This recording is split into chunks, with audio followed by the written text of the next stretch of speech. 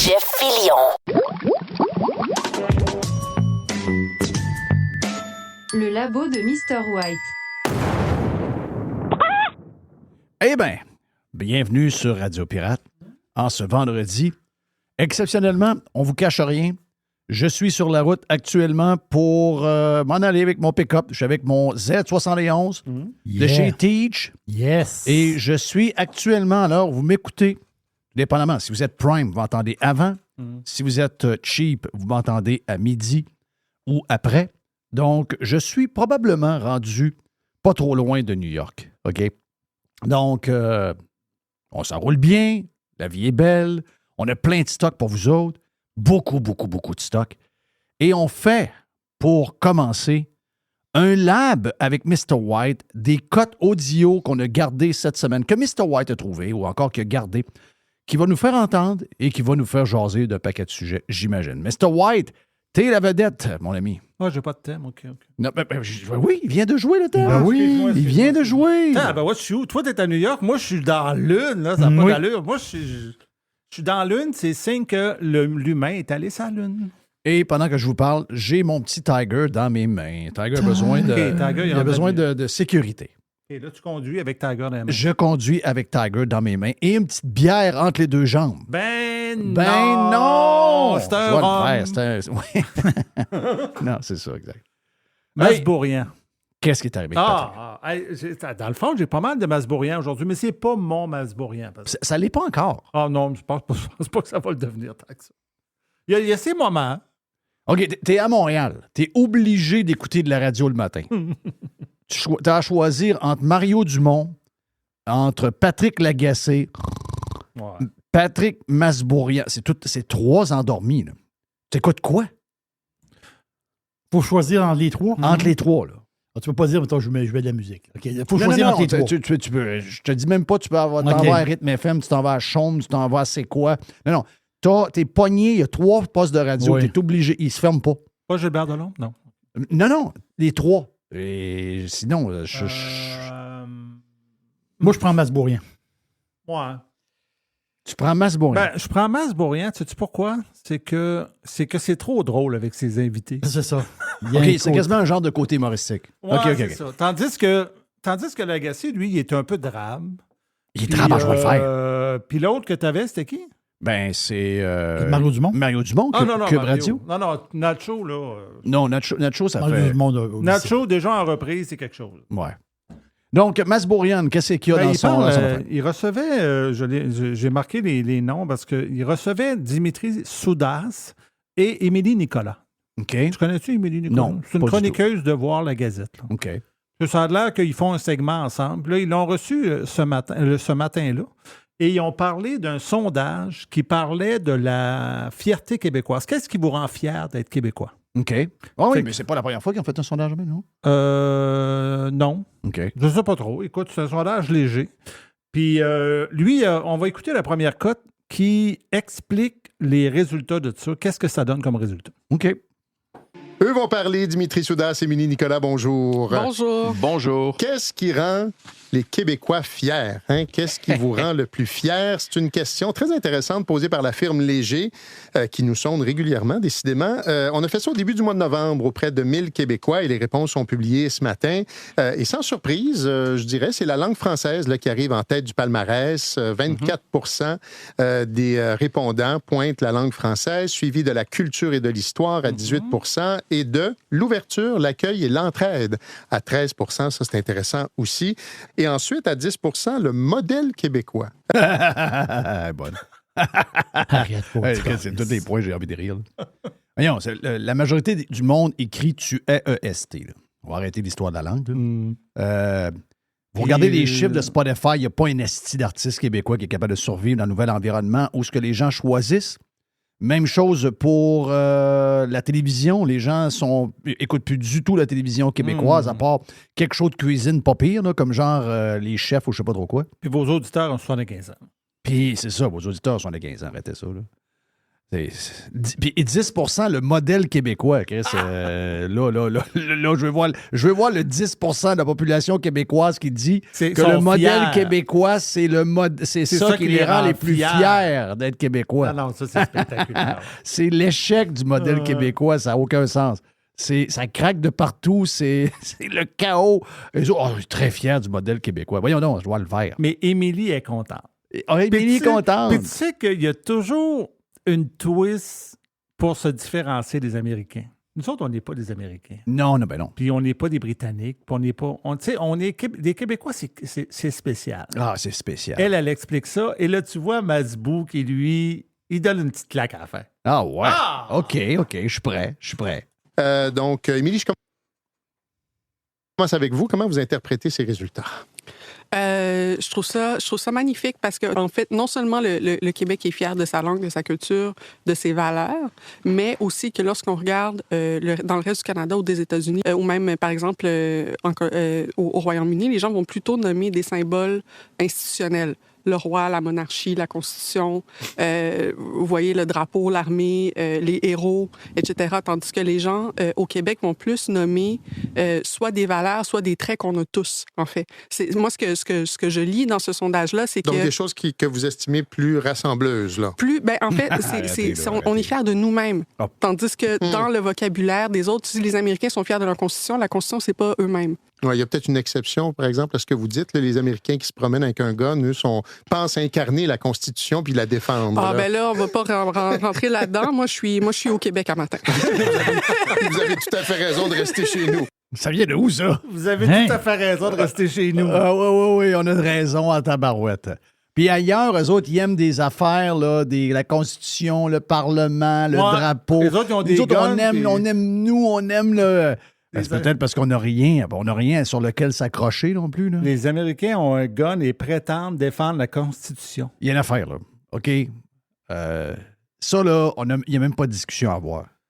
Les Québécois sont pas fiers de rien. Parce que si on était fiers, on n'accepterait pas comment le modèle est devenu, comment le Québec est devenu. Laissez-moi tranquille avec le sondage de la fierté. C'est lui l'échec du Québec. C'est ça l'échec du Québec, c'est que la fierté a pris le bord. Le monde est plus capable de faire le gazon, ça laisse pousser les arbustes jusque par-dessus la maison, ça s'habille comme la chienne à Jacques avec des cheveux mauves sales, ça s'habille en pyjama. Voyons donc. Il y a une affaire qu'on n'a pu. Regardez des images des Québécois dans les années 50 et les années 60. Vous regardez la photo, vous dites, voyons donc, il s'en allait où? Il s'en allait à dans un mariage? Il s'en allait où? Non, il allait magasiner. Ah ouais! Ils sont habillés, tabarnache, ils sont endimanchés. Mais c'est le même, c'est bien le même.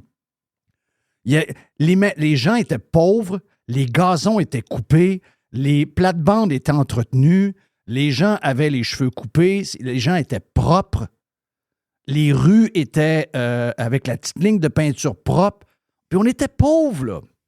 Aujourd'hui, cette fierté-là. Si vous demandez pourquoi tout est en désordre, si vous demandez pourquoi les enfants arrivent à l'école avec des couches à l'âge de 7 ans, si vous vous demandez pourquoi... regarde, je pourrais en nommer pendant toute la journée. Là. OK, je pourrais tout faire les exemples de ça. Vous savez à quoi je vais en venir. C'est relié à la fierté. On n'est plus capable. Tu sais, on fait des rues, on met des arbres, on met un terre-plein avec des fleurs et de la pelouse. Là, on a payé des millions pour ça. On dit, c'est beau. Là, on passe dans la même rue 2 ans plus tard. On ne voit plus les calices de fleurs. Non, et puis c'est ça. Là. Parce que les fleurs sont mangées par les mauvaises herbes. Les mauvaises herbes ont 2 pieds de haut. Là. Il n'y a plus de gazon, c'est juste des restes de chiens-dents, pas coupés. Les arbres sont à moitié morts. La division qui est faite avec des genres de chaînes de trottoir en marbre est graffinée à grandeur par la gratte. Il y a des trous en plein milieu. Ça, c'est vrai pareil. Ça vient d'être fait il y a 2 ans. C'est quoi l'histoire? Manque de fierté de A à Z. Excusez-moi, là. Un peuple fier ne veut pas être dans la cave. Hmm. C'est comme si vous me disiez, les joueurs du Canadien sont vraiment fiers, sont fiers du logo, sont fiers de l'histoire. Chris, les gars n'ont pas de cœur. Ils gagnent rien depuis Ils gagnent des années. rien depuis des années. Si vous me dites là, ben les Québécois, là, c'est beaucoup relié à la fierté. On peut accuser un paquet de monde, on peut accuser les politiciens, on peut accuser toutes sortes d'organismes qui nous amènent vers la médiocrité. Mais une des raisons pourquoi tout ça existe, c'est que les Québécois ont perdu le goût de gagner, ils ont perdu le goût d'être beaux, ils ont perdu le goût de travailler, ils ont perdu le goût de se surpasser, etc., etc. Il n'y a pas de fierté chez les Québécois, les amis, OK? Zéro. C'est ça notre gros problème. Donc, laissez faire les astis de sondage, là, puis les histoires de guns avec les Américains, puis tout. La vérité, c'est que même les Américains avec des guns sont fiers. Ça, on n'a pas ça. On n'accepterait pas où on est rendu si on était fiers. OK? Un autre petit audio, mon ami Mr. White, en plein cœur du lab de M. Blanc. Pauline Marois, ça veut dire ça qu'elle était devenue, n'était pas redevenue parce qu'elle n'était pas, la première femme chancelière de l'UQAM. UQAM, on dit-tu UQAM ou UQAM? UQAM. Mais c'est quoi? Mais c'est un genre de titre honorifique. C'est honorifique, c'est quoi, ça? chancelière? Chancelière. L'UQAM, c'est l'université de Marne. Oui, chancelière. Des chancelières. Chancelière de quoi? Ah, ça, c'est pas comme un recteur, j'imagine? Non. Non, ils ont leur recteur. C'est un genre de symbole. Là. Ça vaut rien. Puis, le problème, c'est qu'elle aurait dû refuser. Là. Tu sais, des fois, tu peux dire non. C'est qui l'acteur là, qui faisait le film où il était accroché après un autobus, le Canadien? Kenny Reeves. Kenny Reeves, à un moment donné, il a été demandé par, je ne sais pas trop quel organisme, est-ce que tu veux donner un prix honorifique à Whoopi Goldberg? Le gars, il a dit, au début, il dit, oui, je suis vraiment touché de que vous me demandiez ça. Pour moi, c'est un organisme que je tiens à cœur, etc. Oui, parfait, tu vas donner ton prix à Whoopi Goldberg. Whoopi Goldberg. Voilà, thank you. Merci. Oups. Whoopi Goldberg. Et le gars, il a dit, merci de la demande, je suis honoré, mais c'est non. Hein? Comment ça? Whoopi Goldberg est une mauvaise personne. Et c'est pas vrai que je vais lui donner un prix. Le gars, il s'est tenu ses principes. Pas de savoir si Whoopi Goldberg est bonne. Peut-être que pour des gens, elle l'est. Pour moi, il y a 100% raison, 200% raison. Mais c'est juste qu'il a tenu ses patentes, puis il l'a fait. Tu sais, elle n'est pas obligée d'accepter ça.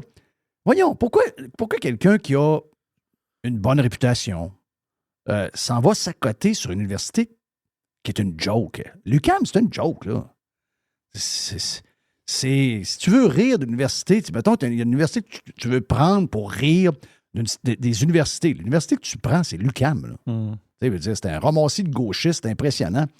Peut-être qu'elle fit là-dedans, mais tu sais, à un moment donné, regarde-toi. Regarde, on parlait de fierté un peu plus tôt. Garde-toi un peu de fierté. Mais ça, c'est ce que tu penses. Mais c'est pas ce que pense A.M. Dussault. Hey, qui m'a barré sur X. Ben, voyons donc. Ben là, maintenant, tu sais, avec les patentes, là, que t'es comme barré, mais on te voit pareil. Okay. Là. Mais quand ça arrive, c'est que c'est tout en gris pour les likes, les retweets et les commentaires. Mais tu vois, OK. Moi, je savais pas que j'étais barré par elle. Non. J'ai jamais su. Pourquoi est-ce qu'elle m'a barré, elle? Je sais pas. Moi, je suis toute fin avec elle. Oui. La belle Anne-Marie. Parce que nous, on travaille beaucoup avec les gens de la chaire Raoul Dandurand. Oui. Alors ça, c'est précieux d'avoir une chaire qui a construit une réputation de chercheur. C'est formidable. Ouais, c'est ça. Moi, je veux dire, je suis fascinée à chaque fois que je vois les gens de la chaire qui viennent pas tous de l'UQAM, mais c'est l'UQAM qui est le noyau central, mais qui mobilisent d'autres universitaires. Et quelle richesse ça a été pendant, entre autres, l'élection américaine, d'avoir des observateurs... C'est des experts de Trump. Oui, qui ont tous désespéré de Trump. Sûr, oui. Vous et moi y compris. Moi, je vous laisse vous désespérer. Là. Moi, je ne suis pas sensible désespéré, moi. Non, mais moi, j'étais désespérée, mais que tu aies été élu, été choisi. On va vivre avec. Est-ce qu'Anne-Marie Dussault est en train de nous dire qu'elle n'est pas anti-Trump? Ben, elle dit, moi, je suis pas censé être désespéré. Ben oui, mais Chris, elle vient de le faire pendant qu'elle le dit. C'est elle qui a soulevé le nom de Trump. C'est elle qui est partie à rire. Y a-tu quelqu'un qui pense au Québec que Anne-Marie Dussault est neutre sur Trump? Mais non, elle traite de gros cochons pendant qu'elle voyons fait ça, donc. du Ils soir. prennent le monde des caves. Et puis il y a l'autre qui est sur Trump, de ce garde. Mais là, t'as un peu, là, tant qu'à partir sur Trump. Pauline. Tant qu'à partir sur Trump, aussi bien faire un autre petit bout. Ben oui, why not? On y va? Oh. Et vous avez donné une merveilleuse entrevue à mon collègue Patrice Roy le soir de la soirée, le soir de l'élection. Et déjà, on sentait vos convictions, vos préoccupations pour l'avenir des femmes, particulièrement. Oui. Vous deviez être très déçu de la défaite de Mme Harris et du fait que son message n'est pas passé. J'étais très déçue et triste, profondément triste. Pour les femmes, bien sûr, mais j'étais triste pour l'Amérique. J'étais triste pour le monde aussi. Parce que je pense qu'elle amenait quand même des propositions de qualité, sages, qui n'étaient pas extrémistes. Elle ne l'est pas. Mais en même temps, les États-Unis ont besoin, à mon point de vue, d'avoir des politiques solides au niveau, entre autres, de l'égalité des chances, parce que c'est pas fort tout le temps. Hein? Et déjà, on sait comment qu'Obama s'est battu pour des soins de santé accessibles, puis c'est pas encore parfait, mais au moins. Alors, je voyais tous les risques que ça comportait de choisir Trump. Mais il y a eu, la misogynie a joué un peu. Hein? Oui, vous le croyez? Moi, je crois. En plus, c'est une femme noire, donc il y a peut-être un peu de Une femme racisme. noire, puis une femme, comme si parce qu'il parlait fort, même s'il disait des bêtises, il mentait. Il y avait un comportement complètement contestable, à mon point de vue, et inacceptable à l'égard des femmes, à l'égard des immigrants. Combien de bêtises il a dit à cet égard-là. Mais c'est comme s'il parlait fort, que lui, il allait nous défendre contre les autres pays, etc., dans la diplomatie, alors que les femmes, souvent, en diplomatie, sont pas mal talentueuses. Tabarnak, si je dis la même chose de ce qu'elle vient de dire sur Trump, sur Pauline Marois, je suis mort, moi, là. Qu'est-ce qu'elle vient de dire là, elle, là? Les histoires des femmes, les patentes de Christ, de quoi tu parles? Vous avez rien compris. Mais vous avez rien compris. Premièrement, Kamala Harris, ça n'a rien à voir avec le fait qu'elle était une femme. Non, mais t'es noire. Est-ce que Nathalie El-Grabli, tu l'aimes? Non. Non. Est-ce que vous aimez Nathalie El-Grabli, Madame Chose? Aimes-tu la PM? Madame Ferrari. Est-ce que vous aimez la PM Madame l'Alberta, Madame Smith? Est-ce que vous l'aimez, Madame Smith? Est-ce que vous aimez Tulsi Gabbard? Est-ce que vous aimez la Madame de Dakota du Sud? Est-ce que vous allez aimer la blonde qui va être la porte-parole de la Maison-Blanche? Non, celle qu'on a vue en bikini?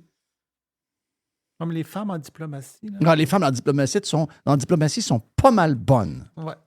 Mais ça, n'importe quoi, je vois le vert. Les immigrants, il a menti. Il a menti quoi? Puis Kamala Harris, là, elle était bonne, elle était pas extrémiste. L'égalité des chances. Elle avait des bons points. Elle avait rien. C'est justement pour ça qu'elle a perdu. Mais de quoi tu parles? Elle avait rien. Ah, elle me dit ça en face. Hein. Étais-tu content? Ben oui. Elle dit tout ce que moi, je peux pas dire. Oui. Je me réjouis. Je vais faire dire par l'autre ce que j'ai le goût de dire. Moi, je peux pas, là. Mais Jerry, avoue que c'est malade. Là. Non, Jerry, il se promenait sur sa chaise. C'est juste que ça fait une chancelière. Qu'est-ce que ça fait, une chancelière? Sa chance? C'est la personne qui préside les cérémonies. C'est une chanceuse. Elle préside les cérémonies. Préside les cérémonies. De l'université. C'est ça qu'elle va faire. Les cérémonies, c'est des patentes communistes. C'est rien que des patentes communistes dans ce boîte-là. Quelle chance quand tu vas recevoir ton diplôme, là, c'est Pauline qui va te le donner. OK. Wow. Donc, c'est elle qui va aller donner la communion aux communistes qui vont sortir de l'UQAM. C'est ça. OK. Wow. Mais le pire, c'est que c'est bourré de phrases pré-mâchées. Ah, c'est incroyable. C'est toutes des calices d'affaires vides. Ça, c'est l'élite, là. C'est supposé d'être le top. Oui, ça, c'est l'élite. Pas d'exemple, juste des généralités qui ont été répétées et répétées. Et c'est justement ce que les Américains ont rejeté. C'est tout ça que les Américains ont rejeté, toutes ces astuces de bullshit-là. C'est incroyable. Hey, c'est notre top, ça. Elle a été PM. Elle a été PM. Madame Pauline, Popo. La raison pourquoi les Américains ont voté pour Donald Trump. Trump est un leader, c'est un alpha. Les gens ont besoin de leaders. Il y avait un gars qui a une couche à Maison-Blanche en ce moment. C'est ça. Et la madame qui était là, c'est pas parce qu'elle est noire. On sait même pas qu'elle est noire en passant. On sait pas ce qu'elle est. Elle sait pas elle-même. La seule chose qu'on sait, c'est que Kamala Harris est une crise de tarte. OK? Et les gens s'en sont rendus compte. parce qu'elle a fait une campagne de marde. Et si vous écoutez des podcasts de l'équipe démocrate, des hauts placés, tout le monde reconnaît qu'elle a été mauvaise. Allez-vous finir par avoir le message ici, vous autres là, ici, là, que Kamala Harris, elle était mauvaise. C'était un mauvais choix. C'était une tarte. Là, ils l'ont ressorti cette semaine, puis elle était chaude. On ne sait pas pourquoi, d'ailleurs. C'était spécial, ça, là. Elle était chaude. Là. Ouais, puis c'est là qu'on a réalisé que une chance que c'était pas elle. As-tu vu le duo, en plus? L'autre à côté, le vice-président. Les tampons. Ah, le gars des... oui, le gars des Tampax. Ah, pense à ça 2 minutes. Salut! C'est un esti de duo, là, quand tu penses à ça. Là. C'est un duo de merde. Écoute, ce gars-là, ils l'ont tassé dans la dernière semaine. On ne l'a pas vu. Dans la dernière semaine, il nuisait. Elle nuisait. Oui. Lui nuisait. Elle sortait plus ben. Lui était caché. Sérieusement, c'est une vraie joke, là. Lui puis sa femme. Un autre bout du lab de Mr. White, partie numéro 2 après le break sur Radio Pirate. Pirate. Radiopirate.com. Next. Radio Pirate. Do you like it? Yeah! 100%. Pirate. Hey! On est de retour pour la partie numéro 2 du lab de Mr. White sur Radio Pirate. Ah ouais, let's do it, my friend!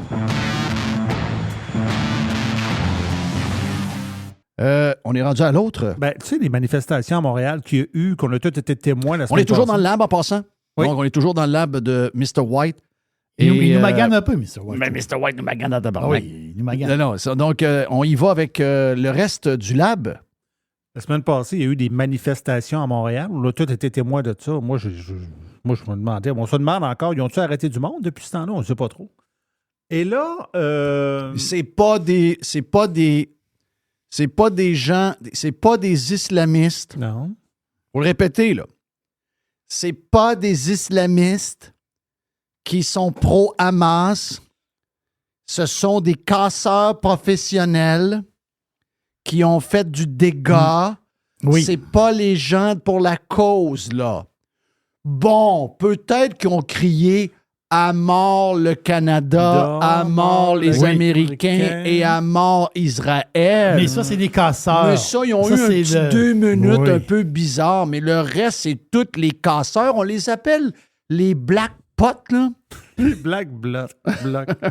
Non, mais ils ont-tu le dos large, les Black Blocs? Les Black Pots, ils ont... À toutes les fois, il y a quelque chose. Ah, ça, c'est un groupe qui arrive de où? Ils arrivent 7, ils sauvent la vie aussi des 15 000 qui sont dans la rue qui font de la marde. Puis la mairesse de Montréal qui disait que le monde allait là avec des poussettes. Oui, la mairesse. Elle est mêlée. Oh, lui, c'est-tu mêlé? Ah, non. Ouais, mais elle prend des jujubes, c'est sûr. Là. Elle est sur jujube. Elle va SQDC pour manger jujubes, c'est clair. Mais parlant de la mairesse, elle s'est fait défendre par Pat Lagacé cette semaine. Pat Lagacé. Mais là, je me disais... Le roi. Mais quand tu écoutes cet audio-là, là, on va l'écouter, là. Oui. Tu vas voir à quel point il ne se rend pas compte de ce qu'il dit. Je vais te l'expliquer. Je vais te dire à la fin ce que moi je pense de ça. OK, parfait. Donc, quand François Legault appelle Valérie Plante pour lui dire « ça prend des arrestations », il faudrait peut-être rappeler à François Legault que Mme Plante n'a pas d'autorité sur le SPVM. Et savez-vous quoi? C'est une bonne idée. On ne veut pas que les politiciens fassent des opérations, se mêlent des opérations de police. Donc, vous et moi, on peut dire que le SPVM devrait peut-être être plus proactif. On peut. Quand vous êtes maire, mairesse, premier ministre, ministre, le rapport avec la police, c'est pas banal. On veut qu'il y ait un bras de distance. Donc, sincèrement, personnellement, je m'inquiète de voir comme ça que le premier ministre du Québec pense que la mairesse peut dire à la police d'arrêter du monde. C'est pas comme ça que ça marche. Ah, OK, ouais, Pat le dit. Le roi des ondes. Le roi est drôle. Ben oui, c'est sûr que la politique puis la police, il n'y a pas de lien. Il a-tu oublié la COVID, lui, Chris? La ministre de la Sécurité a un char de police en arrière d'elle. Voyons donc, qu'est-ce que c'est ça, cette affaire-là? Là? Puis moi, je m'inquiète de la proximité des journalistes avec... C'est qui nomme les chefs de police? C'est le PM. Ben non, le chef de À Montréal, police. c'est la maire. C'est le chef de police de la ville. En C'est ville, c'est- ben oui. c'est la mairesse. Ben C'est oui, le c'est- conseil de ville. Puis Voilà. c'est le comité exécutif. Voyons donc, qu'est-ce que c'est ça, cette affaire-là? La police se gère pas par elle-même. Parce que si la police se gérait par elle-même pendant la COVID, les gars, je connais une tonne de policiers. Il n'y a pas une astuce de police qui aurait arrêté quelqu'un qui a un masque d'en face. Parce que les gars pouvaient perdre le job. Parce que ça venait du politique. Voyons donc, c'est la politique qui mène la police. D'où ça vient? C'est ce qu'il dit là, lui, Christophe. Pat the King. Pat the King. À part ça, on est rendu. Oh, Ginette. Ben, OK. Qu'est-ce qu'on a dit des personnes âgées durant la COVID? Ben non, des personnes âgées dans ce temps-ci, là, mettons les boomers, qu'est-ce qu'on dit d'eux autres présentement? On dit qu'ils sont en pyjama. Ils sont en pyjama, ils écoutent TVA, puis ils prennent toutes les picouilles qu'on leur donne. Exact. Sauf Ginette. Ginette. Ginette, c'est une boomer. OK. Mais elle se laisse pas faire. Non, Ginette n'est pas barrée. Ah, OK, je t'ai entendu. Non, j'ai pas entendu. Ah! On J'ai pas écoute. entendu. Mais Ginette, habituellement, Ginette n'est pas barrée. Alors, écoute. Ah non, regarde. Je suis prêt à avoir un petit coup de Ginette. Puis les personnes âgées, là, c'est des estis de peureux. Bon! Ils font quoi? Ils restent dans leur maison, puis ils restent dans leur HCHD, là, pour avoir peur. C'est pas ça, la vie. Aujourd'hui, il faut se battre pour avoir quelque chose. S'ils se battent pas, ils vont avoir des essais de piqûres encore. 5, 6, 8, 10. Moi, j'en aurais plus de piqûres, moi. C'est fini. J'ai 74 ans, puis il n'y a pas un tabarnak qui va me toucher. Tabarnak! L'aimes-tu, Ginette? J'adore Ginette. Oui, là, il est en amour. Hey, voyons donc, là, c'est quoi cette affaire-là? C'est quoi ce moment-là? Ça vient d'où, ça? Attends, c'est pas une parodie, là. Mais ça vient d'où, ça? C'est du AI, ça? Non, c'est pas du Non, ça se peut pas, là. Alors, j'ai fouillé, là. Hey, sacrament, Ginette. Ginette existe. On va dire comme Pierre. Sacrament, Ginette. Wow! Jerry a envie de dire. Jerry! Dis-le. Moi, j'écoute du Renault toute la fin de semaine. Alors, Christophe, je vais fouiller dans ses vieux disques. Alors, regarde, elle est extraordinaire. Elle est extraordinaire. Elle est bonne. Et elle, contrairement à nous, elle a l'âge pour le faire. Ah oui. Donc, tu sais, nous autres, on n'est pas crédibles parce que nous autres, on est les X qui braillent après les boomers. On a fait ça depuis qu'on a l'âge de 10 ans. Donc, on n'est pas crédibles. On a l'air des estimes. Mais elle est dans la gang. C'est pour ça que je dis, mais la même chose pour nos pirates boomers. Vous êtes les meilleurs pour les réveiller. Parce que vous êtes dans le gang. Tandis que nous autres, ils nous regardent même pas. On leur dit, on les insulte, ça les dérange pas. Cette semaine, comme à chaque matin, comme tu sais, j'écoute Chantal Hébert. OK. Et là, un matin. Vous êtes fort, vous êtes fait fort. Un matin cette semaine. Vous êtes fait très fort. C'était spectaculaire. Suite à l'affaire de Trump qui a parlé de ses tarifs de 25 là, Chantal, elle se peut plus. Là. Elle se peut plus parce qu'on attaque qui? On attaque son Trudeau. Justino. Et là, elle a dit, celui qui attaque mon Trudeau, moi, je l'attaque. C'est sûr. Et là, Masbou, tu crois, ah oui, c'est vrai, hein? Ouais, c'est vrai. On écoute ça. Ben oui, Masbou. Ensuite, il y a des choses qui sont quand même fondamentales dans la vie qui s'appellent la réalité. La première réalité, c'est qu'un pays est responsable de surveiller ses frontières. Ça veut dire que le Canada est responsable, effectivement, de surveiller sa frontière dans le sens, par exemple, du chemin Roxham, pour empêcher que les gens arrivent de façon irrégulière chez lui. Mais l'inverse, c'est-à-dire les Américains qui veulent que le Canada ne laisse pas passer des gens, doivent surveiller leurs frontières. La France ne demande pas à la Belgique de surveiller sa frontière. La Belgique s'occupe de sa frontière, la France s'occupe de la sienne. Quand M. Trump dit il faut que le Canada empêche les gens de traverser, il est en train de dire moi, je ne suis pas capable d'assurer la sécurité de ma frontière au nord, il faut que le Canada le fasse pour nous. Quand on accepte... C'est gros bon sens pour reprendre l'expression de quelqu'un d'autre. Oui, exactement. Dit comme ça, tu te dis, ben oui, dans le fond, pourquoi c'est à nous de faire ça? Mais on peut s'entendre sur une chose, il va falloir dépenser plus d'argent à la frontière canadienne. Pas pour faire plaisir à M. Trump, mais pour nous protéger des résultats, des politiques de Donald Trump vis-à-vis les immigrants irréguliers. C'est incroyable. C'est une valeur, elle a comme tout scrappé à la fin, parce que le reste, ça, moi, je l'avais déjà dit cette semaine. Tu sais, les Américains, il faut qu'ils s'occupent de leur bas aussi. Là. Ils ont un bout à s'occuper. Moi, nous autres, on peut empêcher des gens de rentrer initialement. Ça, c'est parce que le reproche, c'est plus lui. Là. C'est pas de... Encore cette semaine, il y a un étudiant je pense, étudiant iranien, je ne sais pas trop, là, qui a été arrêté à New York et qui voulait faire sauter un building. OK? Et ce gars-là était en visa d'études, je pense, à Montréal. Donc, il est rentré par le Canada. On n'a pas fouillé. On n'a pas vu qu'on a affaire à un esti d'extrémisme, un dangereux. Puis on l'a laissé, puis on a pensé que c'était un bon petit jeune qui venait étudier. Finalement, son plan, c'était d'aller faire sauter le... Mais là, vois-tu, il a passé à la douane américaine aussi. Donc, il faut... Tu sais, je veux dire, ça, je suis d'accord que les deux bords... Mais à la fin, c'est quoi? Il faut renforcer nos frontières pour les conséquences et les choses à venir avec Donald Trump. Ça, c'est n'importe quoi, là. Tabarnache. Ton exemple n'était pas bon non plus. Là. France-Belgique, il n'y a pas de frontière. Il n'y a pas de frontière. Il n'y a pas de frontière en Europe. Comment ça que c'est pas ça? Ben là, j'étais surpris. Je me disais... Il aurait fallu prendre un autre exemple de place. Oui. Je l'ai fait moi-même 2-3 fois, France-Belgique. Il n'y a aucune frontière. Il n'y a aucun contrôle, il n'y a rien. Non. D'ailleurs, c'est ce qu'on devrait avoir. On devrait avoir un bouclier nord-américain géré avec une agence qui est une agence nord-américaine, américain-canadien. Exactement. Et on empêche les gens, puis on va filtrer les gens quand ils arrivent en bateau et en avion, that's it, that's all. Une fois rendus sur le territoire, on est responsables les deux parce que c'est nos agences qui les ont permis de rentrer. Puis une fois qu'ils sont rentrés, ils sont lousses. Hey, c'est bien plus compliqué de faire ça en Europe, puis ils l'ont fait.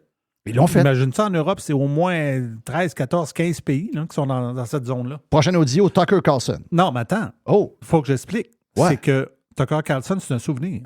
C'est un souvenir. Souvenir du 22 janvier 2024, qui finalement a été, je te dirais, précurseur de ce qui s'en venait.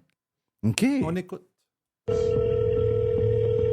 Thank you for your call. You have reached the media line. For all urgent requests, please send your request by je me rappelle. Merci pour votre appel. Vous avez atteint la ligne médiatique. Merci beaucoup.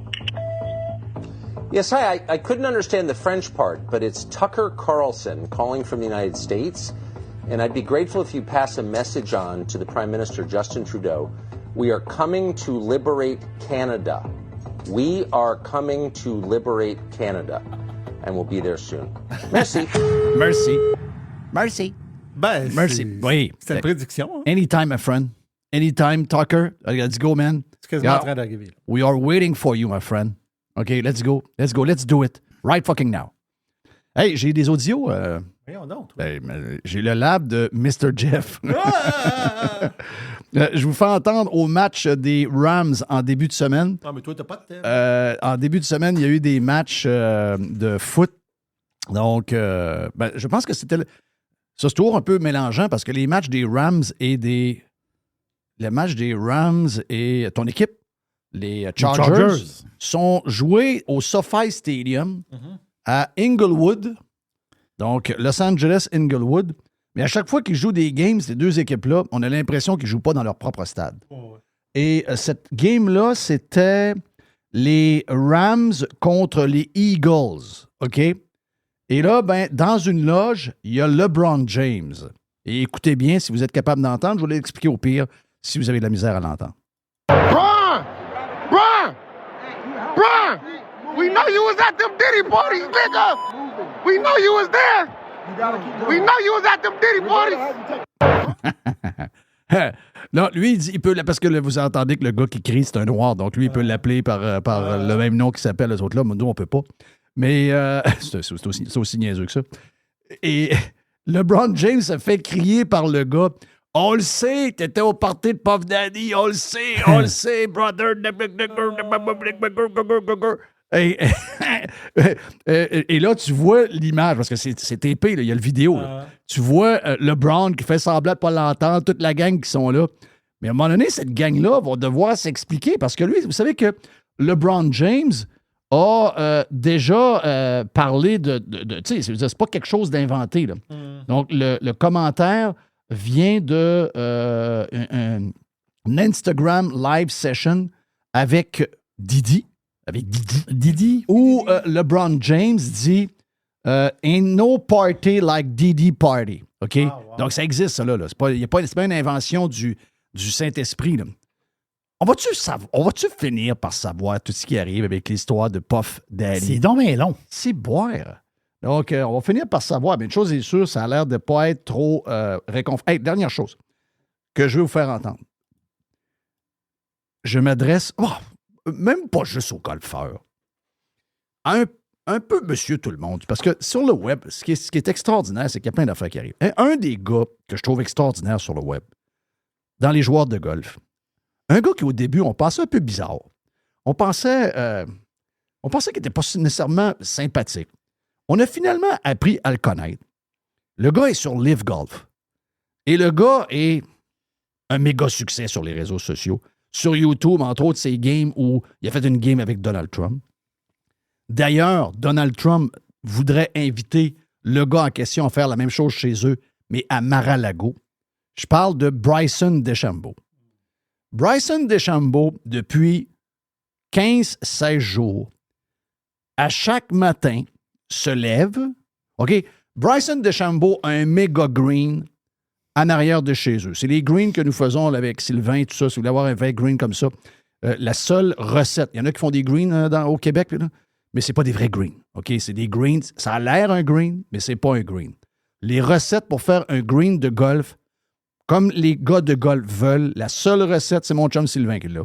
Si jamais vous voulez avoir un vrai green, vous me contactez. Puis c'est le seul qui peut vous en faire un pour vrai.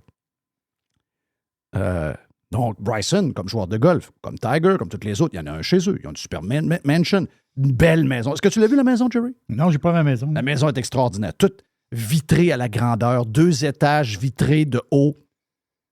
Et là, ben lui, il est installé dans le driveway avec un tapis synthétique. S'installe là avec un panier de balles. Son père est sur le toit de la maison. Son chum est au green, l'autre bord. Donc, comprenez qu'il y a à peu près... quoi? 90 verges? 100 verges? Ah, je le vois, là. OK? Peut-être 100 verges. Et là, on s'entend que nous, on ne peut pas faire ça. Là. Parce que ça se peut qu'elle lève pas par-dessus la maison, puis on la calisse dans la fenêtre. C'est ça. Et la fenêtre pète, là. Donc, lui, il y a 15 jours à commencer. Première journée, OK, j'essaie de faire. Là, il essaie de faire un trou d'un coup avec sa shot. Deuxième journée, Deuxième journée, 2 shots pour faire un trou d'un coup. Mais je pense même qu'au début, il y avait un peu plus de shots. Mais après ça, c'est venu avec chaque jour, il y a le même nombre de chances que la journée. Et là, on est rendu à la 16e journée. Je vous fais entendre la patente de Bryson DeChambeau qui réussit finalement à la 16e journée à faire un trou d'un coup. Il ne voit pas le green, là. Il est l'autre bord de la maison. Là. C'est son père en haut qui le dirige. Il y a son chum en bas qui est caméraman. Et là, ben, il envoie la balle une après l'autre bord jusqu'au temps qu'elle tombe dans le trou. Toute la semaine, il a passé à 3-4 pouces qu'elle tombe. 3-4 pouces. Boum, boum, boum. C'est incroyable. Tu dis que c'est une shot après l'autre quasiment dans le trou à chaque fois. Trump veut que DeChambeau fasse la même chose à Mar-a-Lago. C'est la rumeur qui court. Mais je vous fais entendre parce que c'est vraiment sympathique. C'est le fun. Ça fait week-end un peu. Voici le sympathique Bryson DeChambeau, un gars qu'on aime de plus en plus et qui s'amuse sur les réseaux sociaux, entre autres sur YouTube. Le voici avec son stun de la dernière semaine et demie. This is day 16 of trying to make a hole-in-one over my house. Since it's day 16, I get 16 shots.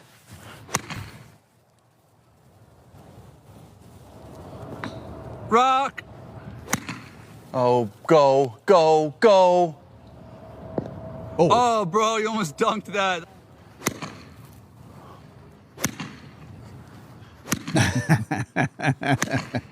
C'est complètement sauté. Complètement sauté.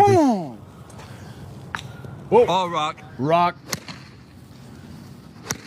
Oh, on est rendu à la 9e shot. Hook in there. D'à peu près 4 pouces, 5 pouces. 11e shot. Just go in. That's it. Just do it. Oh, à peu près 10 pouces à gauche. 13e shot. 14e shot. Oh, be good. I could do it. Be good. It's in! Let's go! No way! Are you kidding me? Oh! No way! Let's go! Yes! Whoa! Let's go, baby! I can't believe I made that finally. Are you kidding me? Oh! That's enough. Yes! Vive le web, vive le plaisir, vive le fun. C'est encore il y a des endroits dans le monde qui ont encore un peu de fun. Donc, Bryson DeChambeau qui fait toutes sortes de patentes. Il y aurait d'ailleurs, au cours du week-end, je pense qu'il va déposer une vidéo où il joue 50 sur un parcours avec un autre baseball. La même chose qu'il a fait avec Trump, avec quelqu'un de très connu, je pense. Je n'ai pas vu, à moins que ce soit déjà déposé, mais ceux qui suivent Bryson savent probablement de quoi je parle déjà. Voilà pour le lab, Mr. White. C'est un beau tour qu'on a fait. Un petit lab. Puis, il y avait même un lab de Mr. Jeff. Ah. Quand même assez spectaculaire, on va se le dire. Là, dans les prochaines minutes, on a Nicolas Gagnon dans les autres podcasts pour tout le monde. En fait, pour tout le monde. Et on a également... qu'est-ce qu'on a? Oui, on a une boîte. La boîte. On a une boîte à pids avec Jerry. Le labo de Mr. White.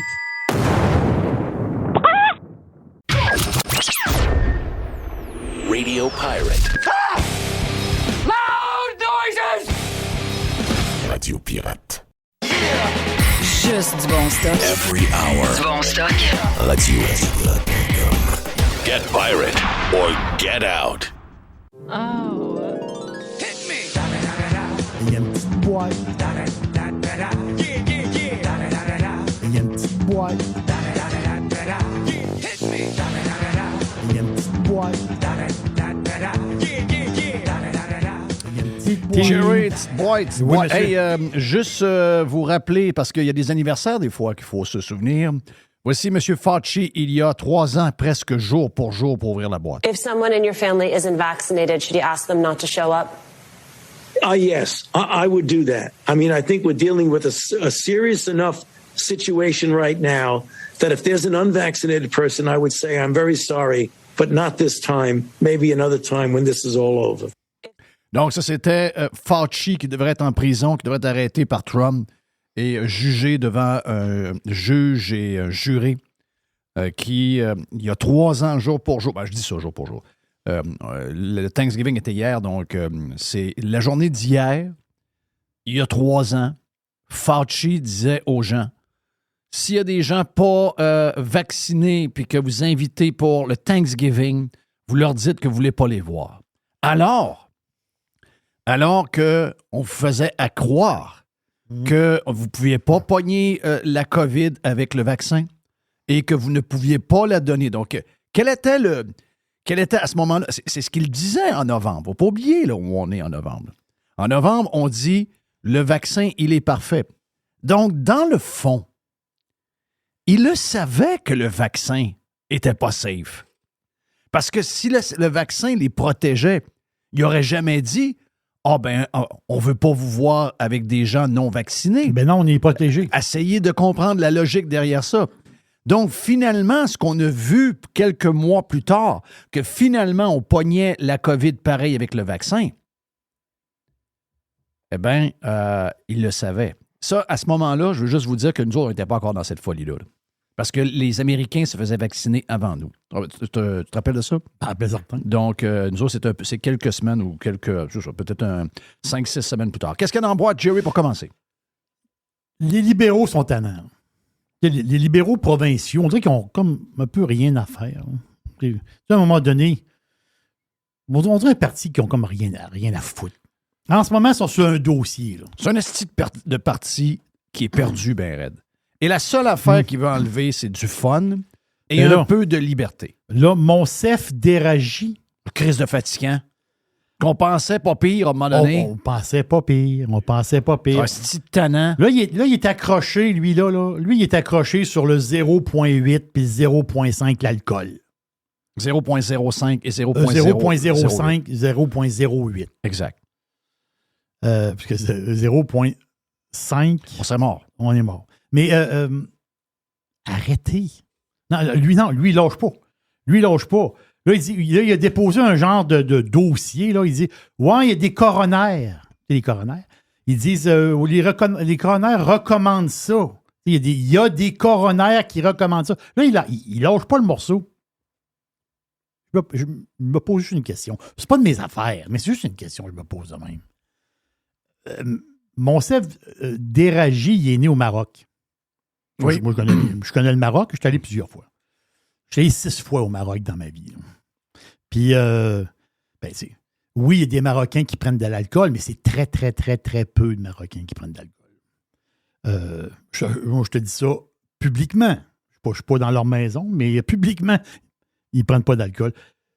Est-ce que Monsef Déragi, c'est un gars qui prend de l'alcool? Je ne pense pas. Bon. Mais c'est le gars, il ne prend pas de boisson. Puis il s'occupe du dossier de la boisson. Je trouve ça bizarre. Je dis ça de même. Là. Parce que lui, si tu mets la boisson à zéro... Je vais te poser la question autrement. Lui, ça écrit ça rien. Il va manger son spaghetti avec un Coke diète. Oui. Parce que tu comprends? Parce que moi, quand je vais manger mon spaghetti au restaurant, je prends un verre de vin. Là, tu dis, ouais, mais Jerry, t'es pas obligé d'en prendre. Christophe, moi, je bois pas un verre de lait avec un spag. M'excuse, là. Si je suis pas un enfant de 5 ans... C'est très bon, par exemple. Je suis pas un enfant de 5 ans. Oui, j'ai fait ça jusqu'à l'âge de 30 ans. Mais c'est mon côté un peu plus... c'est mon côté ado. Un bon grand verre de lait froid. Yes. Puis là, pour que faut que ça soit froid. Oui, puis là, la sauce, là, à spag, elle fige dans l'estomac un peu. Parce que, oui. C'est bien. Oui. En vieillissant, on peut moins. Oui, mais regarde, c'est comme si on donnait le mandat à un végétarien de gérer l'industrie du bœuf.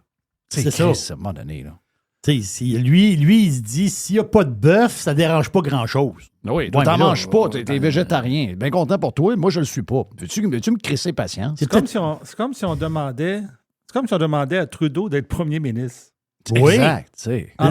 Voyons, c'est quoi cette patente-là? Mais tu comprends que hier, quand Joe Hamel nous a dit, il y a encore des gens qui socialisent en Allemagne. Oui. Il y a des gens qui sortent des bureaux, qui sortent des tours à bureau, qui sortent de leur travail à l'usine, etc., qui s'en vont dans des places où ça prend de la bière. Il y a un nightlife. Il y a une vie en soirée, en plein mercredi soir. Il y a bourré de monde dans le centre-ville. Les gens vont... Comme on était, nous, dans les années 80, début 90. C'est ça. Et à un moment donné, on a passé une loi, puis 2 lois, puis 3 lois, puis 4 lois. Puis finalement, qu'est-ce qu'on est devenu? On est devenu un esti de peuple plus de fun.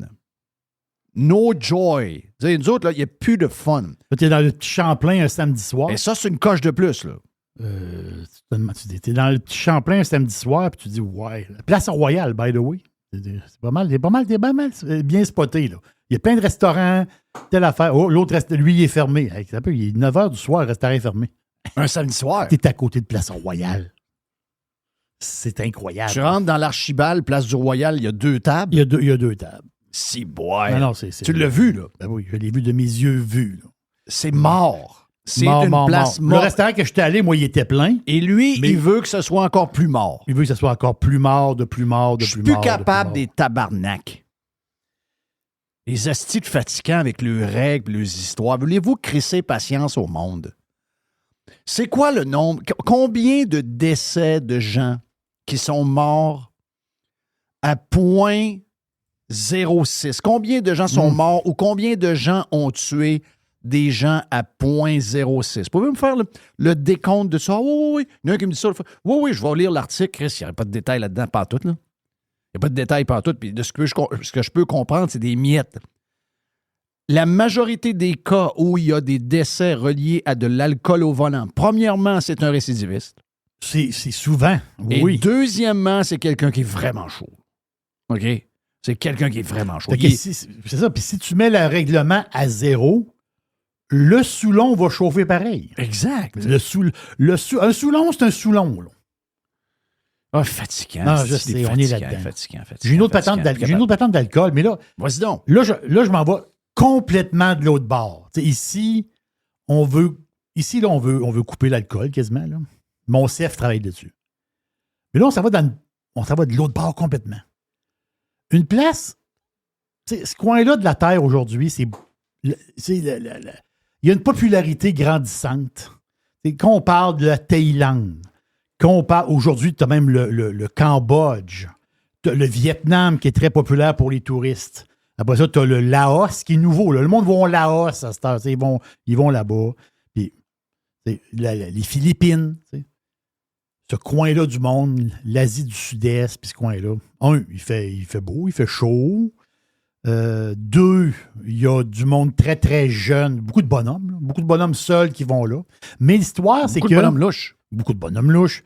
Mais mon histoire d'alcool, c'est que dans les derniers mois, au Laos, il y a eu 2 Australiennes, un Danois, Les 2 Australiennes, je pense qu'ils étaient ensemble, c'est 2 amis de filles.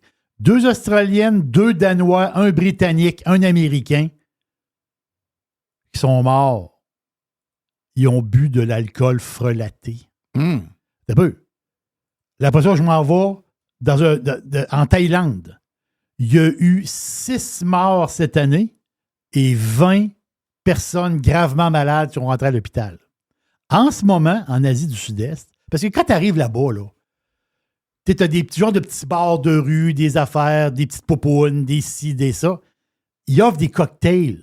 Ils t'offrent des cocktails gratis. Qu'est-ce qu'il y a de gratis, ces cocktails? Mais ces cocktails-là, plusieurs cocktails sont faits avec de l'alcool. On dit de l'alcool frelaté. En réalité... Il n'y a pas d'éthanol là-dedans? C'est du méthanol. Ah, méthanol. Pas éthanol. Mais éthanol, c'est fait avec... éthanol, c'est fait avec du maïs. Et méthanol, c'est fait avec quoi? Je sais pas, je vais aller voir. OK, on va te le trouver. Vas-y, continue d'en faire. Donc, c'est un genre d'alcool qu'ils vont mettre dans les drinks. Donc, dans les petits drinks. Tu sais, les petits drinks, le fun avec faire aux ananas, les patentes. Fait qu'eux autres, ça lui coûte fucking à rien. Ils n'ont pas de tequila à acheter, là. Ils mettent de la marde dans un drink. C'est pas compliqué. Donc, c'est un avis qui est lancé. Si vous allez en vacances là-bas, t'as bien du fun. Si tu veux prendre de la boisson, mais le best, c'est de s'acheter sa propre bouteille. C'est dans le sens que tu vas au bar, tu prends une bière, la fille, elle débouche la bière devant toi, mais tu prends pas d'alcool en tant que tel parce qu'il y a trop de petits bars, trop de... c'est des vraies statistiques. C'est du vrai monde qui meurt. Empoisonné, là. C'est capoté quand tu vois ça, là. Donc, tous ces pays-là, il faut faire attention. Donc, tu le partir là-bas, tu vas au magasin t'acheter une bouteille de rhum. Ah, mais moi, j'en ai bu en masse, finalement, du méthanol. Ah oui? Ben oui. C'est pour ça, des fois, que j'ai des problèmes de vision? Ouais, quelques affaires bizarres, là. Peut-être que ça est relié, d'ailleurs, à mon cholestérol. Mais quand ils appellent ça de l'alcool de bois. Là-bas, c'est ça, de l'alcool de bois. C'est l'alcool de bois. C'est ce qu'on se faisait quand on était jeunes. Le bagos. Donc, Donc, on achetait des vieux barils de gin ou de whisky. On mettait de l'eau dedans avec un sac de sucre. Oui. Ah, oui, et on laissait ça là-dedans pendant 1 mois, 2 mois. Et là, ça fermentait puis ça sortait tout l'alcool du bois. Et là, on prenait cet alcool-là, on se remplissait des 10 onces, on s'en allait au bar, on mettait ça dans notre pichet de bière. On est maganés avec ça, c'est l'enfer. Là. Mais c'est ça, il paraîtrait que si on en prend... Ben, si on tombe sur une mauvaise batch, on pouvait comme être aveugle ou même en mourir. Une mauvaise batch. Ouais, mais nous autres, on ne trouvait pas ça. Non, c'est ça. On trouvait ça correct. C'est terrible, pareil. Ouais. Avec l'effet du Coke Diet, c'est bien que ça mais sérieux, on n'a pas fait ça juste une fois. Là. On a dû se faire... Chez André Demel, m'a toujours me rappelé. Mon chum André Demel, qui est dans le coin d'ailleurs, retraité de l'armée ici à Québec, à Valcartier. Mon chum André, on s'est... Puis Poplotte aussi. Poplotte était voisin d'André, d'après moi. Donc, on a dû se faire au moins, à gang, là, on était 7, 8, 10, là. On a dû se faire facilement un 8 à 10 tonneaux pendant une couple d'années. Mais personne ne nous disait que c'était grave. Non, je comprends. Tu comprends-tu? Personne ne oui. nous dit ça. Aujourd'hui, on a l'air cave, là. Mais personne ne nous a dit qu'ils allaient être malades Oh de oui. ça, c'est dangereux. Ah ouais, c'est donc bien le fun. Ah oui, mais... Le monde du bas du fleuve qui écoute présentement, là, ils doivent rire en sacrament. Parce qu'ils devaient en avoir à tonnes. C'était très populaire. Ben oui, c'est très populaire. On allait à des bars de chansonniers avec les gros pichets là, à 5 bières. Ben, pour être sûr d'avoir du fun, on mettait... Mais hein? Poplotte est toujours couché à tous les shots à table. Oui. Tout le temps. Il est encore vivant? Ben, oui, il est encore vivant, certain. Ben oui, il est encore vivant. C'est l'ami de ma mère. OK.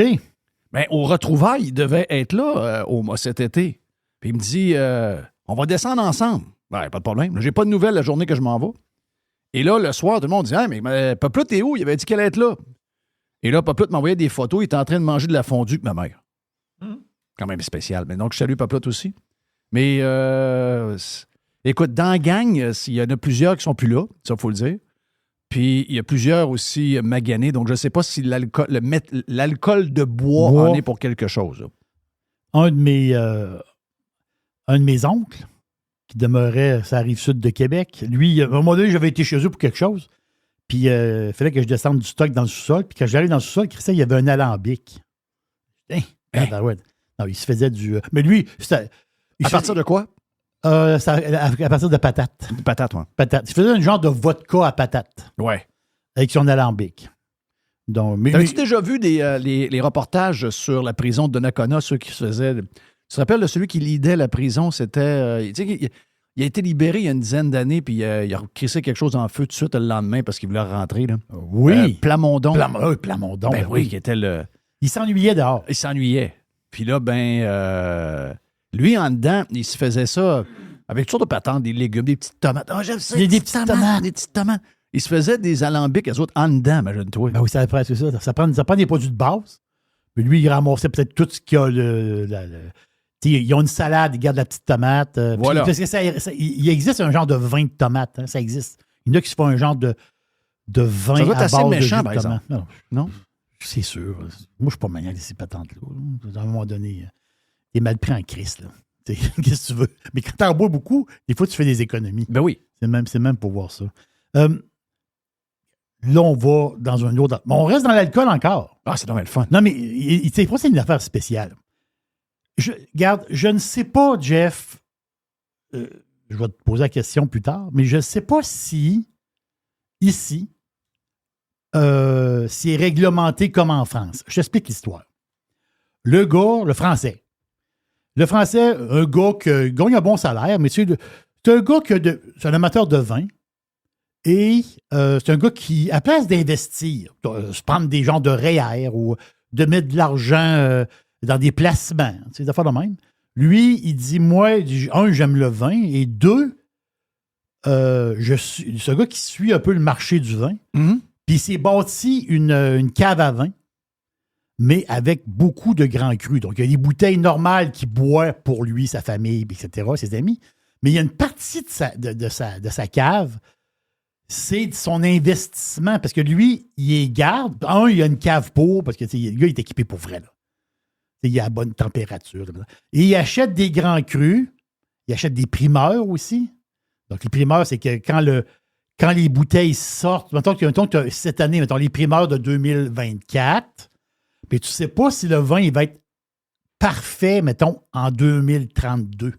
Mais lui, il prend comme un risque. On s'entend dessus, il achète des primeurs. Mais le gars, il connaît ça. Puis là, à un moment donné, il décide, parce qu'à un moment donné, il a besoin d'argent pour vivre, puis cacher un peu. Il décide de vendre. Il y en a plein, il y en a 700 grands crus. Mais il décide d'en vendre 60. Des bouteilles de Pétrus. Château Pétrus. OK. Un Pétrus, là, en gros, là, c'est entre 2 000 et 6 000 $. Je pense que c'est clair d'impôt. C'est ça que tu veux savoir? Ben lui, l'affaire, c'est qu'il a vendu 60 Pétrus. Si j'y mets à 3 000 $, ça fait quoi? 180 000 $? Ben, dépendamment des prix qu'il y avait. Bon, c'est ça, mais mettons que je fais un chiffron. OK. Mais lui, il a eu un contrôle. Lui, c'est un Français. Il a eu un contrôle fiscal. Et l'impôt, ils ont dit non. Tu fais une activité commerciale occulte. Il appelle ça occulte, les Français. Est-ce que ici, OK, c'est ce que je pense. Je vends mon kit de Pétrus, l'impôt vient me chercher. Il semblerait que Stéphane Huot vit en ce moment en vendant des grands vins qu'il y avait dans son resto et chez lui. J'ai le feeling. Ben, écoute, c'est sûr que c'est dur pour le gouvernement de te pogner parce que souvent, ce que tu vas faire, c'est que tu vas le mettre en auction sur un site mondial. Oui, il y a à Montréal plusieurs auctions de vin. Oui, mais mettons que tu le fais sur le web. OK, oui, sur le web, je comprends. Est-ce qu'il y a quelqu'un du ministère qui va aller checker à tout bout de champ cette auction-là puis qui va voir qu'il y a un Québécois? Le Québécois, il s'appelle peut-être Petrov CAN. Petrov Canada. Oui. Il est où? Il est lui, il y a un lot de 6 bouteilles, il y a un bid dessus. Moi, je sais ce que tu veux dire. Il faut vraiment que d'après mon feeling, il faut que tu te fasses dénoncer. Lui, il a dû se faire stouler, le français, ça se peut. C'est ça. Moi, je pense que c'est ça. Donc, il a dû se faire dénoncer parce qu'il y a moyen de vendre tes vins sans t'en... Ben, c'est sûr que, à un moment donné, l'argent, il faut qu'elle soit déposée quelque part aussi, là. Tu comprends? Donc, s'il y a une vérification de ton compte de banque personnel... Ils vont dire, il vient d'où, le 180 000? Ouais, ça. Et si jamais ils te pognent, mon feeling, c'est qu'ils vont dire, surtout pour les taxes de vente, en haut de 30 000... t'es considéré comme une genre d'entreprise, puis etc., etc. Oh oui, d'après moi, c'est sûr qu'ils vont essayer de te poigner. Ils vont essayer de le poigner. Mais j'avais le feeling qu'il y avait de quoi sur les vins qui ressemblait un peu aux peintures. Il faut que je fouille là-dessus, voir si c'est... Mais une chose est sûre, c'est qu'il y a peut-être même un contrôle de la SAQ à travers ça. Oui. Tu sais, la SAQ, elle veut pas que personne... Oui, c'est ça l'affaire. Oui. Si, mettons, il y a un auction de vin, la SAQ peut-être que surveille ça, là. Il doit y avoir une patente. Avant que tu changes de sujet, est-ce que je l'ai dit comme il faut? Oui. Change de sujet. Change de sujet. Change de sujet. Non, change de sujet. OK. Ouais, moi, j'ai rendu que je fais ça à l'envers. Change de sujet. Juste dire, je veux saluer un gars qui s'appelle, attends un peu, je vais juste m'assurer que j'ai le bon nom, un pirate. Donc, son nom, c'est, un peu, je vais mettre mes loops, Charles.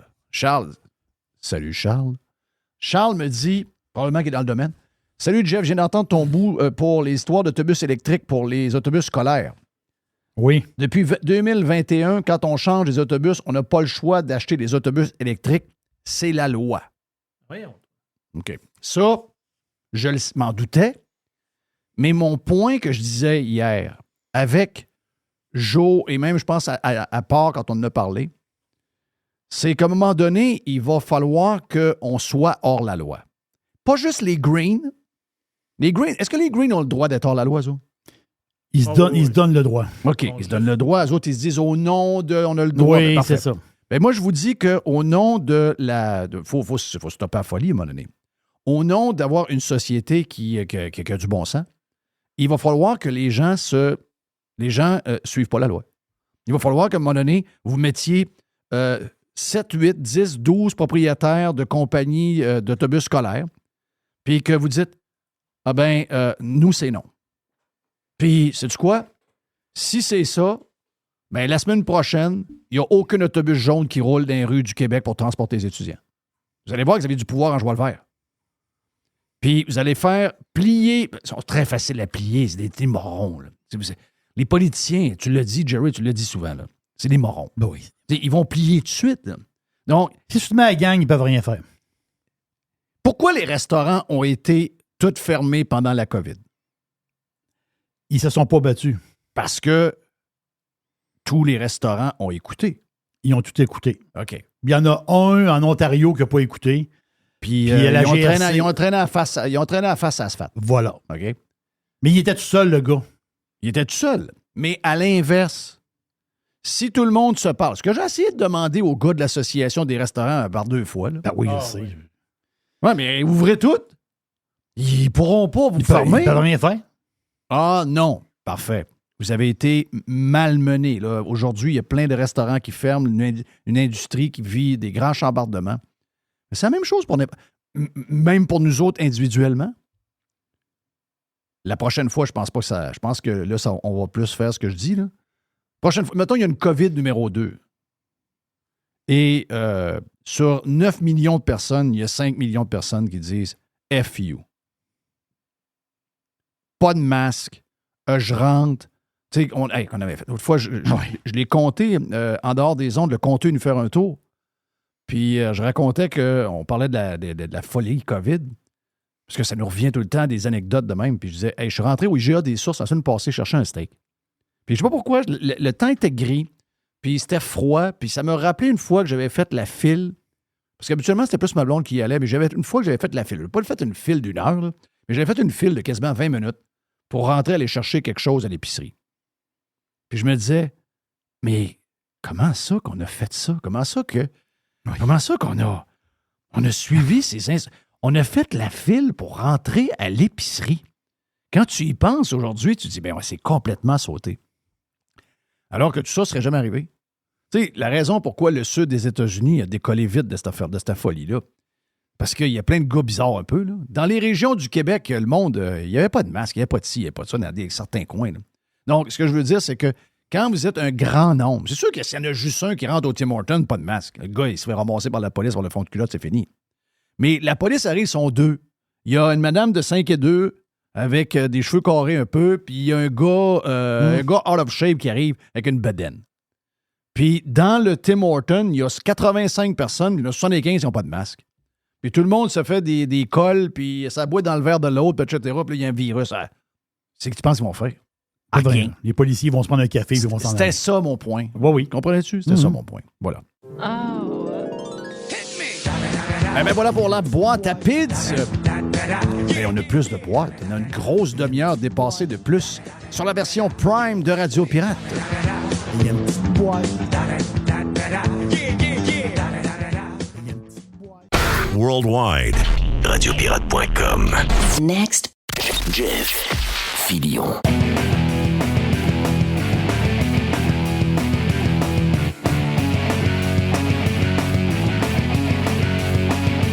Notre chum Nicolas Gagnon de contribuable.ca, contribuable avec un S. On peut le trouver également sur X. Très bonne analyse, Nick, lors de la dernière mise à jour économique du gouvernement. C'est un peu plate dans le monde d'aujourd'hui quand c'est des sujets importants qu'avec le flot de nouvelles qu'il y a maintenant. Puis ça, je pense que c'est beaucoup provoqué par les plateformes sociales comme X et tout ça. C'est que l'information vient périmer très vite alors que la mise à jour, on devrait être là-dessus quasiment pendant 2 semaines de temps parce qu'il y avait tellement de stock là-dedans. Il y avait tellement de... il y a beaucoup je te dirais, beaucoup de choses inquiétantes. Et je te pose la question, moi, je n'ai pas fouillé comme toi tu l'as fouillé, Nick, mais on a quand même il y a quand même du pognassage comptable là-dedans. Là. Quand on regarde l'augmentation de la dette par rapport à ce qui était indiqué, d'abord, de voir l'augmentation de la dette à la vitesse qu'elle grossit, c'est très, très, très inquiétant. Et de juste nous montrer un déficit, comme on nous a montré, je pense que c'était 11 milliards, Nick, qui nous a montré.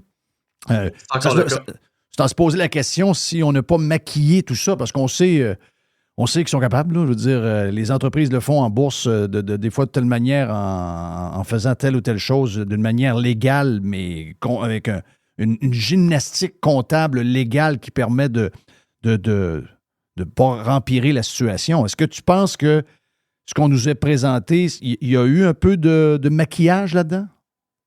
Ben oui, déjà à plusieurs niveaux, il faut dire qu'au Québec, on a plusieurs moments dans l'année où est-ce qu'il y a la présentation des états financiers du gouvernement, on a le fameux budget, on a ensuite le dépôt des comptes publics, on a ensuite la mise à jour économique.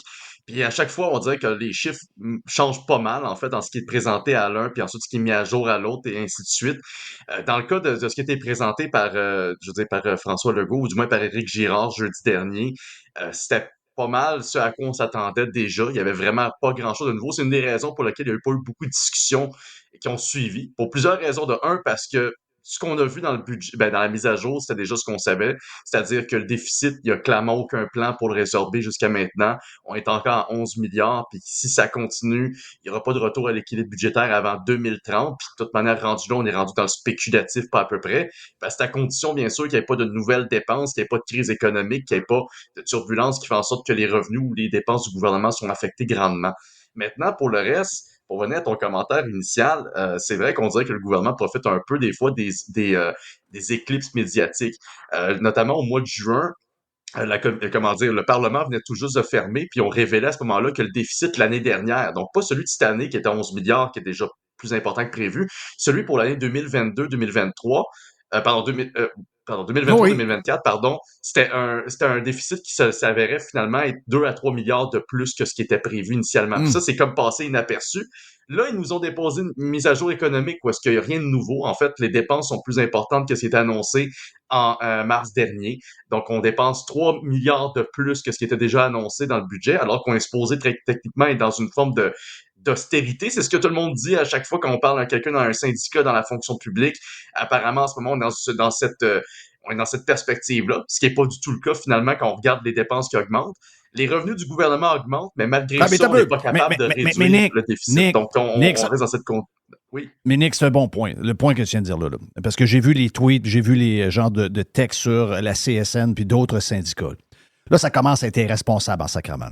Là, à un moment donné, on a toffé ça avec les libéraux, là, l'histoire que les médias ont inventée sur l'austérité.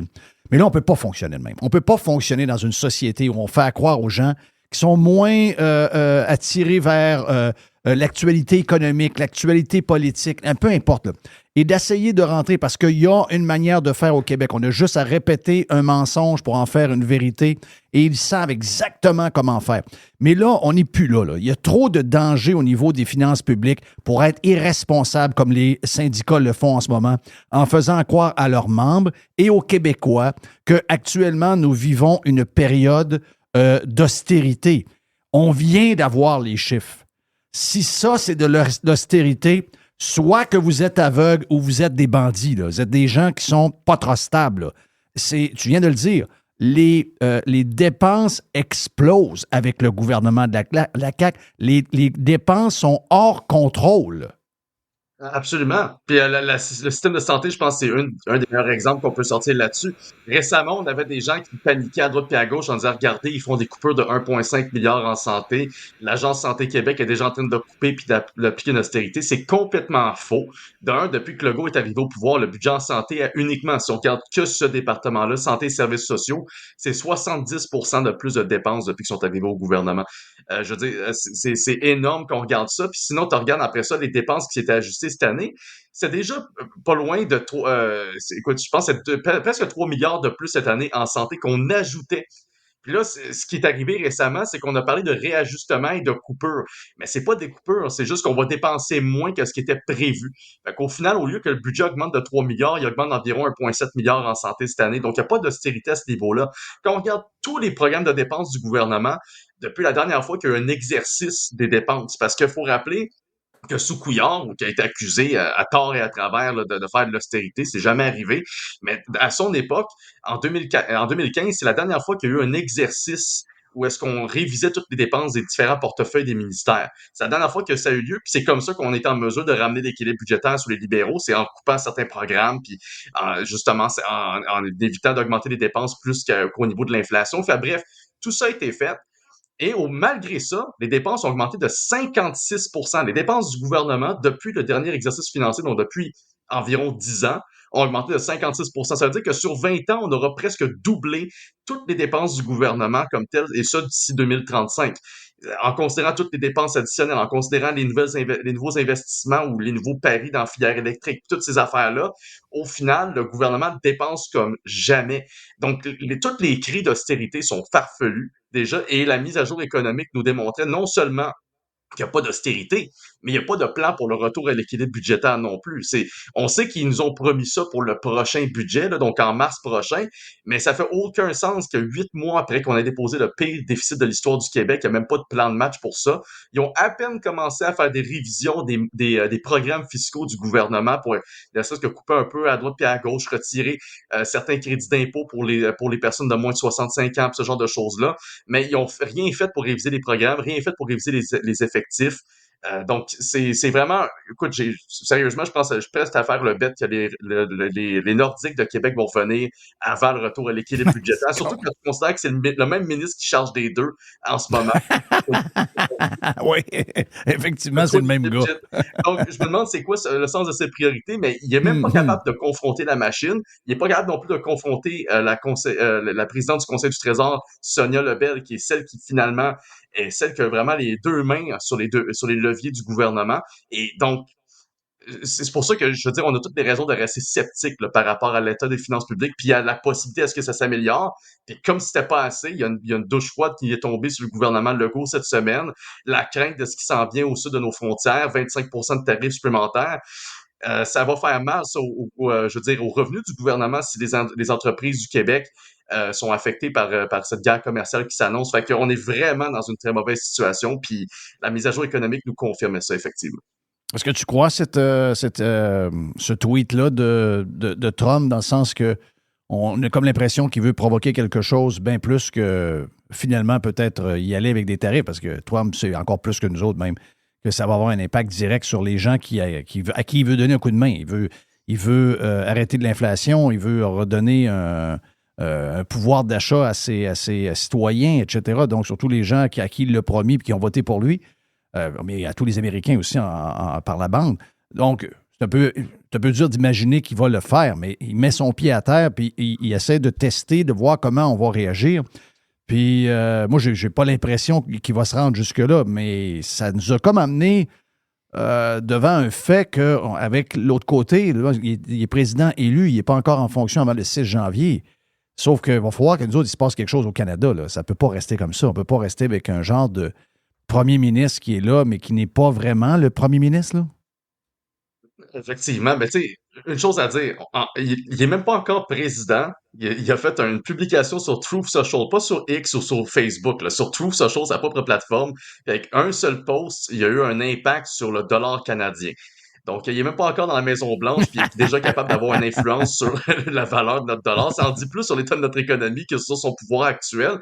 Ceci étant dit, moi, je l'ai lu, The Art of the Deal. En fait, je l'ai carrément à côté, là. Je veux dire, son fameux Trump, The Art of the Deal. Et quand on comprend le personnage, en plus qu'on l'a vu diriger les États-Unis pendant 4 ans, on sait qu'il est capable de bluffer. Mais lui, sa stratégie initiale, c'est déstabiliser les adversaires avant que les négociations aient lieu. C'est exactement ce qui s'est passé. Regardez, c'est le branle-bas de combat, là. Tous les premiers ministres du Canada sont rassemblés avant hier en virtuel, justement, là, pour trouver une stratégie sur comment on va s'adapter à ça. Mais la réalité, c'est que, bon, le 25% de tarif, je pense pas qu'il va être appliqué pour plusieurs raisons. D'un, parce que les premières personnes à le payer, ce tarif-là, c'est les consommateurs américains, les producteurs américains qui importent des biens du Canada. Donc ça va affecter l'économie américaine, puis il va pas se le permettre pour plusieurs raisons. Il vient de faire une campagne sur le coût de la vie. Il va pas augmenter le coût de la vie des Américains dès le jour 1. En ce que ça fait aucun sens s'il va dans ce sens-là. Moi, ce que je pense plutôt, c'est que ça va forcer des tenues de rencontres bilatérales entre le Canada et les États-Unis. Puis oui, on va devoir avoir du monde du Québec qui va devoir se joindre à ce cortège-là pour s'assurer à ce que le premier enjeu soit réglé, les frontières. Ça semble être vraiment l'enjeu qui est sur la table. Et la réalité, c'est tellement minimal comme demande. T'sais, au final, tout ce qu'ils demandent, puis c'est pas grand-chose, c'est sécuriser vos frontières. Puis c'est quand même juste la base d'un État souverain, avoir des frontières sécurisées. Puis ça fait des années que ça aurait dû être réglé. C'est un problème même sous l'administration Trump. On se rappelle qu'on revient au chemin Roxham. Ça a commencé en 2016-2017, ce phénomène-là, alors que Trump était à la Maison-Blanche. Et ça a été réglé que tout récemment. Ça fait aucun sens que ce genre de problème-là prenne autant de temps à être réglé. Donc, lui, il nous force un peu à réagir. Mais moi, je le vois comme un défi. Je le vois pas comme... Je suis pas craintif que notre premier ministre à Québec. La réalité, c'est que le Québec doit saisir cette opportunité-là. Le Canada doit saisir l'opportunité. On doit s'assurer de devenir plus compétitif, plus agressif en termes de commerce.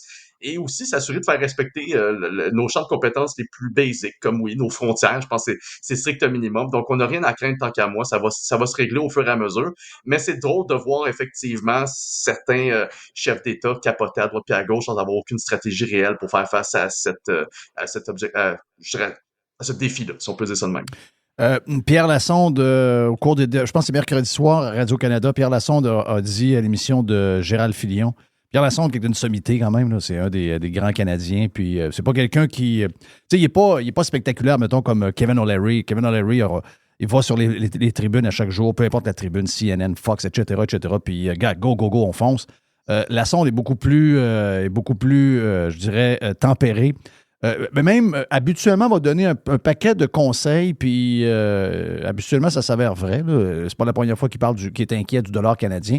Mais là, moi, j'ai fait la même prédiction la veille, donc merci de voir un sage comme Pierre Lassonde me faire passer pour quelqu'un d'intelligent alors que j'étais jugé comme étant un crise de cave par beaucoup de monde quand j'ai calé que le dollar canadien allait être à 50 cents si on ne se réveillait pas.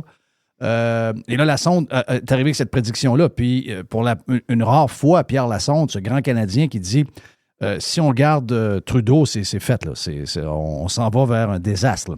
Donc, c'est vraiment une intervention politique qu'a fait Pierre Lassonde, plus qu'habituellement, ce qu'il fait, c'est plus économique. Donc là, ça veut dire que l'heure est grave. Là. Quand tu as des grands comme Pierre Lassonde qui prend le temps de venir nous avertir, l'heure est grave. Là. Comment Trudeau peut être encore bien dans sa position? C'est une très bonne question. Puis, tu sais, j'allais dans le même sens que Pierre Lassonde là-dessus, et que toi, de dire qu'effectivement, le dollar canadien pourrait continuer à s'effondrer pour plusieurs raisons. Non seulement les Américains, avec la nouvelle administration, on s'attend à ce qu'il y ait un gain de productivité assez important, mais nous, au cours des 10 dernières années, on a fait l'inverse. On a un gouvernement qui a mis des bâtons dans les roues des entreprises canadiennes comme jamais, que ce soit avec les nouvelles réglementations, bloquer les pipelines, les taxes sur le carbone, les systèmes de plafonnement et d'échange des droits des émissions, tant au Québec que celui qui essaie de mettre en place dans le reste de l'industrie canadienne. toutes les questions, déjà au niveau de la productivité canadienne, au Canada, je veux dire, on était déjà en arrière des Américains à ce niveau-là, mais au cours des 10 dernières années, cet écart-là s'est juste agrandi. On a des capitaux, on a pas loin de 500 milliards de dollars qui sont passés du Canada aux États-Unis au cours des dernières années. Donc, on est en perte de productivité. On a une économie qui est chancelante avec des finances publiques que, je veux dire, on a doublé la dette comme jamais. On s'est vraiment mis dans une très mauvaise situation. Donc, oui, on pourrait perdre l'équilibre face aux Américains de plus en plus. Et je veux dire, cet équilibre-là, c'est-à-dire d'avoir un dollar un peu plus proche de la parité, ça nous avantageait à plusieurs égards. Mais là, si jamais notre dollar s'effondre comme c'est le cas et comme ça pourrait continuer de l'être, ben on va être très perdant au niveau des importations. Peut-être qu'au niveau des exportations, il va y avoir un peu plus d'avantages pour certains, mais au final, notre économie va être complètement perturbée. Et je veux dire, Trudeau, en ce moment, sa légitimité, bon, elle est démocratique, dans la mesure où est-ce qu'il a été élu en 2021 pour un mandat de 4 ans. Mais la seule raison pourquoi il est encore au pouvoir, c'est parce qu'il y a des partis de l'opposition qui le maintiennent comme tel. Donc, mais il n'en reste qu'en ce moment, si on se dit, OK, est-ce que Trudeau, il a vraiment la légitimité pour aller négocier avec les Américains des nouvelles ententes commerciales, que ce soit l'accord Canada-États-Unis-Mexique en 2026 Non. ou peu importe, il n'y a pas la légitimité actuelle présentement parce que, non. Je veux dire, entendons-nous, il y a eu un changement de garde à la Maison-Blanche qui n'était pas prévu dans les cartes pour le grand monde. Puis là, on doit réajuster le tir au niveau de toute la stratégie canadienne par rapport à la gestion des frontières jusqu'à à tous les niveaux. Fait que, rendu là, est-ce que Trudeau a encore la légitimité? Moi, je pense qu'il devrait déclencher des élections. Ça, c'est le strict minimum pour s'assurer d'avoir un mandat clair pour aller négocier avec Trump. Puis que ce soit lui ou un autre qui gagne à la fin de la journée, il faut un mandat clair pour ça. J'allais un peu dans le même sens que Rodolphe Osny, qui était, je pense, au mordu de la politique. C'était très bon, Rodolphe. Mais c'est une de ses meilleures interventions ever. Oui, exact. Ben, c'est exactement le point qu'il faisait à ce niveau-là. Donc, oui, en ce moment, je suis pas sûr que Trudeau a quelconque légitimité. Déjà, je sais même pas à quel point il est respecté par la future administration Trump, parce qu'on sait que c'était déjà très froid entre les deux quand les deux étaient au pouvoir en 2016 et 2020. Là, on sait que Trump, il veut pas, son administration est très au courant de la situation politique au Canada. Ils sont très au courant que Trudeau est pas mal sur sa dernière ligne, sur sa dernière année.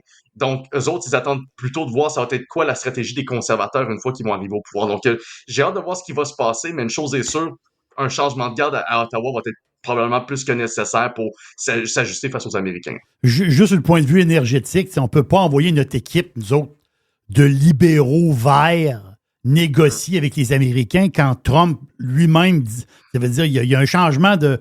Il y a un changement d'esprit total là, aux États-Unis. On ne peut pas envoyer notre gang de green là. On a du pétrole, on a du gaz, puis on veut faire des affaires. On ne peut pas envoyer notre gang là. Non, puis en plus, dans les dernières années, on a passé notre temps à littéralement garrocher des milliards dans la filière électrique, que ce soit en Ontario, au Québec. On a encouragé comme jamais le virage vers les voitures électriques alors que les gens n'ont pas les moyens d'en acheter, puis on n'avait pas non plus les moyens de financer ça avec les deniers publics, mais on l'a fait pareil. Et en plus, oui, on pourrait dire c'est le genre de religion verte où est-ce qu'on touche pas au gaz, on touche pas au pétrole, on touche pas aux ressources naturelles. Ben, cette mentalité-là, en tout cas, c'est clairement pas la mentalité de la nouvelle administration américaine qui s'en vient. Donc, je veux dire, on n'aura pas le choix de s'adapter à leur approche. Il va falloir que nous aussi, on soit plus compétitifs, qu'on ait moins d'impôts sur nos entreprises, moins d'impôts sur les particuliers, qu'on fasse le ménage de nos finances publiques, qu'on développe nos ressources naturelles. Sinon, on va juste être encore plus isolé en Amérique du Nord. Puis le Québec, en plus, comme c'était pas assez, on sait qu'en 2025, il y a une élection fédérale qui s'en vient, puis le Québec pourrait être la dernière juridiction avec une taxe sur le carbone, à part la Californie, en Amérique du Nord. Parce que toutes les provinces canadiennes qui sont sous le régime fédéral vont se débarrasser de la taxe carbone dès que Poilievre va leur donner l'opportunité, pardon. Mais en Colombie-Britannique, qui est la seule autre province qui a sa propre taxe carbone provinciale, ben eux aussi, ils veulent s'en débarrasser dès qu'ils ont l'occasion de le faire, à condition que le fédéral leur laisse le faire, ce qui n'est pas le cas avec Trudeau. Il y a juste Legault, présentement, qui parle avec peut-être Suzanne Holt, là, au Nouveau-Brunswick, mais même elle a fini par lâcher le morceau, mais il y a juste Legault qui va maintenir le Québec dans une situation où il va être plus imposé que les autres, plus réglementé et moins compétitif. Est-ce que tu penses que Poilievre va nous arriver avec une autre forme de genre de bourse? Parce que il est pas clair là-dessus. Là. Est-ce que tu penses qu'il va y avoir un genre de un programme de remplacement différent? Parce que il y a comme une volonté un peu partout là, d'essayer de décarboniser. On va tout juste le faire d'une manière un peu moins de frapper toujours sur soit les entreprises, les individus, etc. Est-ce que tu penses que Poilievre, parce que Poilievre n'est pas clair là-dessus, il est comme ambivalent, là. Je sais qu'il va enlever celle-là. C'est ça qui me fait peur avec Poilievre présentement, c'est que les gens vont voter conservateurs massivement, plus par rejet de Trudeau que par le fait qu'ils appuient nécessairement la plateforme conservatrice. Je regardais le dernier sondage Main Street, il se retrouverait, avec les projections, il se retrouverait avec 260 sièges sur 338. C'est une victoire monstre, puis d'après moi, il y a énormément de Canadiens et de Québécois qui vont voter pour les conservateurs sans nécessairement être d'accord avec tous les points de sa plateforme. Puis l'affaire, c'est qu'il y a plein de choses qu'il pourrait faire, qui pourraient déplaire aux gens plus conservateurs fiscaux et qui vont quand même passer dans le beurre parce que le monde va dire, tant que c'est pas Trudeau, ça fait mon affaire. Et faut se rappeler qu'en 2021, Erin O'Toole est arrivé avec cette idée justement de remplacer la taxe carbone fédérale par un autre système de taxe carbone. Et ça avait vraiment, vraiment mal passé dans les rangs des conservateurs. Ça a expliqué en bonne partie pourquoi il a fini par se faire éjecter quelques mois plus tard après la défaite des conservateurs là, aux élections, mais aussi avec ce qui s'est passé avec le fameux convoi des camionneurs. Mais il y a aussi le fait que quand il a poussé ça, quand Erin O'Toole a emmené cette fameuse nouvelle taxe carbone, là, qui est un genre de système de crédit ou est-ce que avec un genre de réel, je me souviens pas trop c'est quoi l'idée exactement, mais il essaie de montrer que les conservateurs pouvaient aussi penser à la décarbonisation. Ça n'a pas fonctionné. Non seulement les financiers puis les militants du Parti conservateur ont tourné le dos à ça, nous-mêmes à la Fédération canadienne des contribuables, on a tout garoché là, sur le dos des conservateurs. On était vraiment pas contents parce que c'était contre les convictions, contre littéralement les pledges qui avaient été signés par les différents candidats à la chefferie du parti. Donc, c'est pas du tout dans leur avantage de faire ça. Poilievre, il est mieux de maintenir la ligne. Il est plutôt mieux d'adapter son message en fonction de, écoute, je veux baisser les impôts, je veux couper les taxes, mais on doit aussi couper les dépenses. Puis ça, je veux m'assurer de bien le faire pour couper dans les services de première ligne, pour couper dans l'armée. On va couper là où est-ce que ça compte dans les 108 000 fonctionnaires qu'on a ajoutés dans la machine. C'est là que les économies peuvent être faites à coût de dizaines de milliards pour être en mesure d'équilibrer les finances puis même de remettre de l'argent dans les poches du monde ou des entreprises. Mais il doit rester sur le discours de on se débarrasse de la taxe carbone. De toute manière, entendons-nous, la taxe carbone fédérale américaine n'existera jamais dans l'optique actuelle et on serait le seul pays en Amérique du Nord à avoir vraiment un régime sur la taxe carbone sur un plan national. Et on sait tous très bien à quel point ça n'aide pas nos entreprises, ça affecte leur capacité à investir dans la recherche et le développement et ça nous enlève ça nous enlève beaucoup de points au niveau de la compétitivité et de la productivité des entreprises qui est plus que nécessaire en ce moment considérant les turbulences économiques à venir. Fait que, dans tous les cas, Poilievre doit se débarrasser de la taxe carbone, sinon ils vont payer soit le prix politique ou le prix économique. Moi, j'ai peur que Poilievre nous arrive avec la bourse du carbone québécoise. À grandeur. Pour l'instant, parce que tout le monde dit que c'est une des meilleures. Pour ça. Oui, c'est ça, exact. C'est ce que j'entends aussi, que Trudeau est prêt à faire un axe de taxe lui-même puis de rentrer la bourse du carbone québécoise qui est entre guillemets, moins dommageable. Là. Je ne sais pas si je peux dire ça de cette manière-là. Là. On n'aime jamais ça. C'est une taxe pareille, puis elle est refilée dans le prix d'un litre d'essence. On parle à peu près 8,8 cents en ce moment. Là. C'est-tu les chiffres que tu as, à peu près 8,8 cents? C'est plus 12,5. Ça augmente, ouais. Mais c'est vrai que c'est moins élevé que dans le reste du Canada. Le prix de la tonne sur le carbone dans le reste du Canada, c'est 80 $ par tonne. Nous, c'est environ 53 $ si je me base sur la dernière... pas auction, là, j'essaie de dernière enchère sur le marché de carbone. Fait qu'au final, c'est un peu moins cher, mais ça reste une taxe pareille, puis elle est beaucoup plus camouflée. Il faut rappeler qu'au Québec, on n'a pas de mécanisme de remboursement, contrairement au reste du Canada. Donc, exact. Donc, tu vois pas sa facture. Tu vois pas sa facture. C'est une taxe hypocrite. Hey, je veux finir avec ça. 2 minutes. J'ai raconté hier exclusivement que mes informations me disaient que Mario Dumont attendait le départ de François Legault qui serait imminent d'ici en tout cas, d'ici la fin de son mandat. Il va probablement laisser 6, 8 mois au parti le temps de s'organiser avant l'élection. Mais François Legault ne redemanderait pas un troisième mandat et Mario Dumont est prêt. OK? Donc là, les gros salaires des TVA de ce monde et tout ça, c'est terminé. Les médias sont dans le trouble. Donc, il a passé la gratte pendant quelques années. Je l'ai détesté pendant la COVID, je veux juste le spécifier et le redire et le redire et le redire. Mais mon information me dit qu'il est prêt à faire le saut et à remplacer François Legault. Tu dois savoir comme moi que les Québécois aime Mario Dumont beaucoup plus maintenant que quand il a quitté la politique. Donc, le move qu'il a fait a fonctionné. Les gens le trustent. Moi, je le truste zéro en passant. Mais les gens, je parle des gens, les gens le trustent. Ce serait une victoire assurée de la CAQ. Et je te pose la question, entre PSPP et Mario Dumont, le gars qui a peur de la COVID, on prend qui? C'est une bonne question, surtout que Mario Dumont, dans son background, c'est un souverainiste à la base. Il était dans le camp du oui dans les années 90, si on se rappelle bien. Là, il avait quitté le Parti libéral, puis il était même président de leur commission jeunesse. Écoute, parce qu'en ce moment, on a regardé les sondages, on les a tous vus, on voit à quel point la CAQ, de la patte. C'est sûr que Mario Dumont pourrait sonner comme un sauveur pour ce parti-là. C'est drôle parce que ça serait pas le seul à sonner comme un sauveur pour sa propre formation politique. Il y a aussi Pablo Rodriguez qui semble être le favori pour le Parti libéral du Québec. Mais lui, ça tient rien. Là. Lui, ça tient rien. Tandis que Dumont est là depuis toujours. Dumont, est connu de tous. Dumont est trusté. Il a comme un côté rassurant. Il n'est pas dangereux. Il était de le bord pendant la COVID. Le monde en pyjama va voter pour lui. Le monde en pyjama va voter pour lui, oui. c'est sûr. C'est sûr que Mario Dumont, on s'entend, est plus connu, plus apprécié que Paul Saint-Pierre Plamondon. Puis il a déjà été, même en politique, il a déjà été à l'opposition officielle. Il y a quand même tout un pédigree pas mal plus impressionnant, on s'entend, si on le compare, ne serait-ce qu'avec la plupart des autres chefs. Même s'il n'a pas été chef d'entreprise comme François Legault, je pense que j'assume que la fortune de Mario Dumont est peut-être même plus impressionnante que celle de François Legault, ne serait-ce qu'à cause de son long travail dans les médias, puis à quel point ça peut être profitable aussi là-dedans. Moi, ce que j'ai hâte de voir aussi, c'est l'impact d'une candidature de Mario Dumont, si jamais ça s'avère vrai là, qu'il arrive à la CAQ.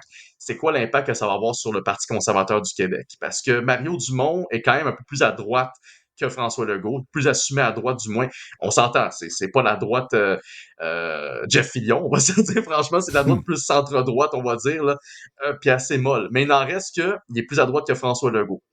Il a continué à défendre la ligne de on aurait dû développer notre gaz au Québec. Il y a plein de positions comme ça que on dirait que Mario Dumont incarne vraiment l'ADQ, ou du moins une partie de l'ADN de la CAQ qu'on a vu disparaître dans les dernières années puis qui pourrait peut-être revenir, mais à quel point c'est un ADN qui est vrai. Je veux dire, on l'a vu, là, on se l'est fait promettre avec Legault, puis après ça, on voyait des 180 degrés, ça serait pas la première fois, puis on pourrait revoir ça avec Mario Dumont.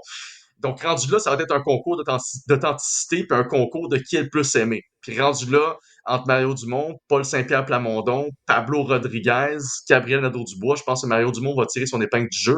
Par contre, il va falloir qu'Éric Duhaime puis le Parti conservateur du Québec s'adaptent eux autres aussi à cette stratégie-là. Parce que Mario Dumont pourrait peut-être leur voler reprendre des sièges en région de Québec où est-ce que la CAQ a perdu beaucoup de popularité. Peut-être que Dumont pourrait aider la CAQ à remonter là.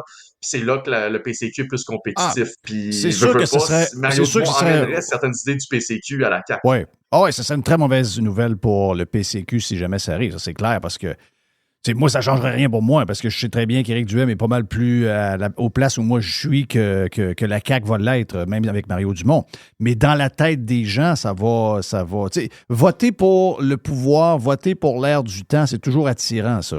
Et malheureusement, j'ai l'impression que ce serait une très mauvaise nouvelle. Donc, c'est pour ça que s'il y a une élection partielle, il faut que Éric ou son candidat dans le coin d'Arthabasca soit capable de rentrer à l'Assemblée nationale parce que là, le temps presse. Ça change vite en politique. Hein? Il y a beaucoup de choses qui peuvent changer. On disait la CAQ peut revenir au pouvoir avec un chèque de 500$, c'est réglé.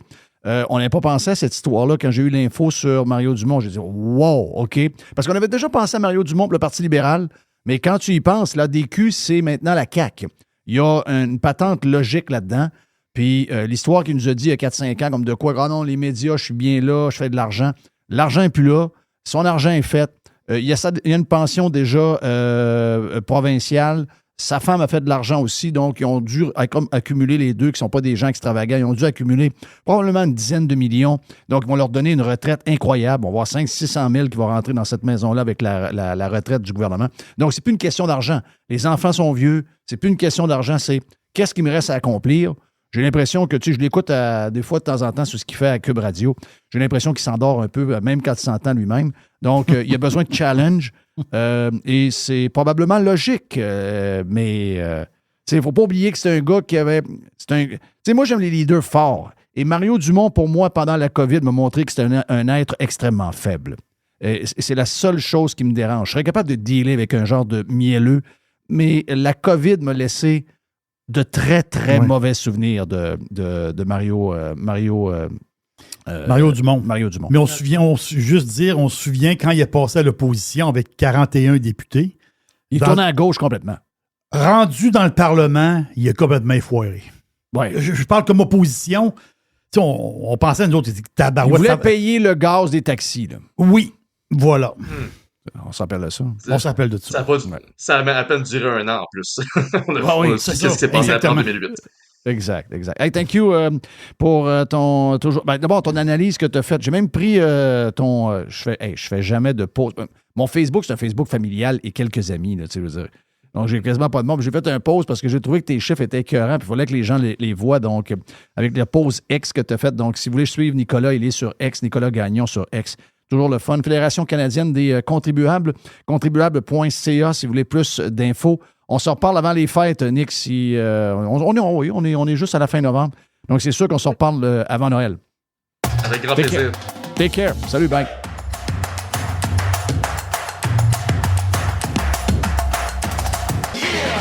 Juste du bon stock. Every hour. Du bon stock. Let's use it. Get Pirate or get out.